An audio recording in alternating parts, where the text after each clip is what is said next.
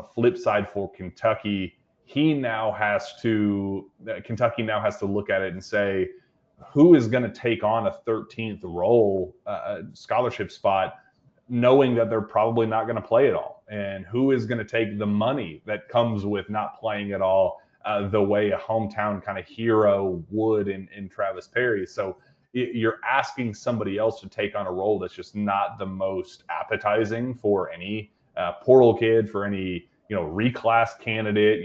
If you get a situation where a kid is comfortable reclassing up to what doesn't care about his senior year, doesn't care about McDonald's game, or going to prom or some of those things as a high schooler.